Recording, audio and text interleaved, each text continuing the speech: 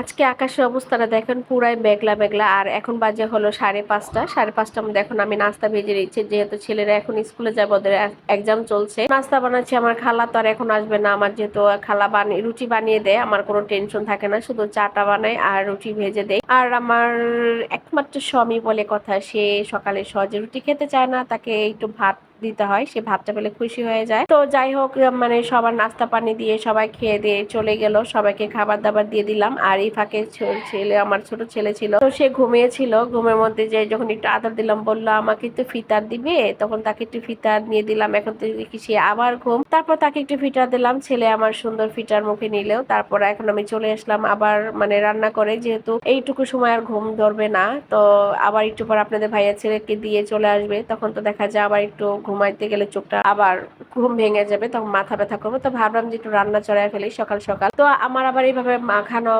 রান্নাটা খুব ভালো লাগে, যে এইভাবে মশলা দিয়ে মাখায় রান্নাটা, এটা খুব মজার একটা রান্না। তো অনেকে কিন্তু বলবেন যে যে আসলে মানুষ অনেকে ভাবতে পারে যে আমি হয়তো বা মেকআপ করি দেখে হয়তো আমি অনেক মানে রান্না বান্না করতে পারি না, এটা কিন্তু মূল বিষয় না। প্রত্যেকটা মানুষই কিন্তু আমরা যেহেতু মানুষ, আর আমাদের কিন্তু প্রত্যেকটা কাজের প্রতি আমাদের ধারণা আছে। আর বিশেষ করে মেয়ে মানুষদের কিন্তু সবকিছুতে অভ্যস্ত থাকা ভালো। হ্যাঁ, আর আমরা কিন্তু সাজুগুজু প্রত্যেকটা জিনিসই পছন্দ করি, তাই বলে আমি মেকআপ পারি বলে কি আমি রান্না পারবো না, আমি কি কাজ করতে পারবো না, এটা কি হয়? আমরা মেয়ে মানুষ, আমাদের সবকিছুতে অভ্যস্ত থাকা চলে আর কি। যেটাকে বলে বলে ঢেকি যত স্বর্গে ওঠে না কেন, ঢেকি কিন্তু নিচে নামতে হয়, এটাই কিন্তু মেয়ে মানুষের নিয়ম। তো যাই হোক, এখন সবকিছু করে তো আমার কালকে চাচি শাশুড়ি একটা কাঁঠাল দিয়েছিল, কাঁঠালটা এত রসালো ছিল, আর কাঁঠালটা ময়লা ছিল উপর দিয়ে, আমি সুন্দর করে সেটাকে ধুয়ে তারপর আমি এটাকে পরিষ্কার করে নিলাম। ভাবলাম যে এটা কি করব, আসলে এত রসালো কাঁঠাল খাওয়া যায় না। পরে ভাবলাম যে একটু কাঁঠালটা নিয়ে তারপর দেখি এটা দিয়ে কি করা যায়, এটা রস ছেঁকে নেবো, এটাতে পিঠা বানাবো। আমার আবার সহজে কোনো কিছু বানাতে ইচ্ছা করে না, আবার যখন ইচ্ছা হয় তখন মনে হয় যে না সবই করে ফেলি। তারপর এই ফাঁকে আমি যখন কাঁঠাল ভাঙলাম, তারপর দেখলাম আমার খালা চলে আসলো। তো খালা আজকেও সকাল সকাল খালা চলে আসছে, খালা আসছে 8:30 বাজে,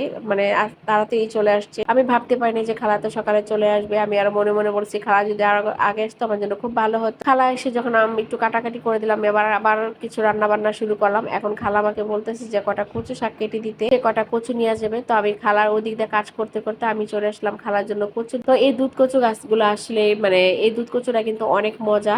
তো সবকিছু শেষ করে ঘরে কাজটা শেষ করে খালাও বের হয়ে গেল, আমিও বের হয়ে গেলাম। তো খালা নিয়ে কচু নিয়ে হাঁটা শুরু করলো। তো খালাকে দেখে দেখে আমি হাসতেছি আর কথা বলতেছি। তারপরে এই ফাঁকে চলে আসলাম আর ছোট ছেলেকে দিয়ে আসলাম বাবার কাছে, ওর বাবার কাছে থাকবে সে।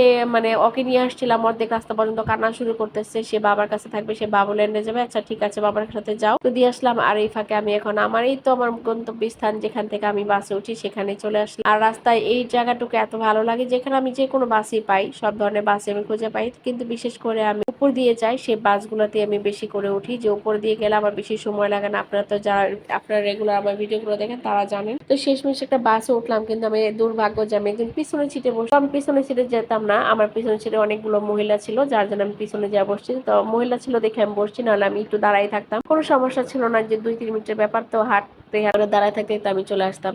তো এরকম করতে করতে আমি চলে আসলাম ছেলেদের স্কুলে। মেয়েদের ছুটি হয়ে গেল, ছেলেদের ছুটি হয়ে গেল। তো স্কুলেরা যখন বের হই তখন অনেক পরিচিত মানুষদের সাথে কথা হয়, তখন আর মনে চায় মানে ক্যামেরা ধরতে পারি না, ফাঁকে ফাঁকে অনেকগুলো ভিডিও আমার চলে যায়। তো এখানে আসার পর আমার এই আমটা দেখে খুব ভালো লাগতেছে, যেহেতু ঠান্ডা লাগছে, আপনারা কিন্তু আমার গলার কণ্ঠ দেখলে বুঝতে পারেন যে কি একটা অবস্থা। তো এই আমটা ঝাল ঝাল ঝাল ঝাল করে নিলাম। তো যেটুকু ঝাল নিয়েছি এখন খেয়ে দেখলাম যে ওইরকম ঝাল লাগছে না, আর একটু ঝাল হলে হয়তো বা ভালো লাগতো। তো আমটা খেতে খেতে চলে আসলাম, কিন্তু খুব মজা লাগছিল আমটা। আমার ছেলে মেজুটা খুব আম পছন্দ, মানে টক খেতে খুব পছন্দ করে। আর আমার বড় ছেলে একটা মানে ভালো গুণ হলো, সে বাহিরের খাবার পছন্দ করে না, মানে মোট কথা বাহিরে খাবে না, রেস্টুরেন্টে খাবে, কিন্তু রাস্তাঘাটে হেঁটে হেঁটে কোনো খাবার খাবে না। সে খুব ভদ্র ছেলে, তাই না? আমার মতো অভদ্র না, কিন্তু আমি তো মনে করেন যে ছোটকালে যে এরকম ছিলাম, এখনো ওইরকম কিছু মানে ধার চলে মানে চেষ্টা করি। তো শেষ পর্যন্ত কিন্তু খেতে খেতে খেতে খেতে আম আচার খেতে খেতে চলে আসলাম আমাদের গন্তব্য। আবার বাসায় যাব, সেখানে আবার একটু বাসের জন্য দাঁড়ায় থাকবো। আমের আচার খেতে খেতে আমরা বাসের জন্য দাঁড়িয়েছিলাম। তো আজকের মতো এখানে সবাই ভালো থাকবেন। আসসালামু আলাইকুম, আল্লাহ হাফেজ।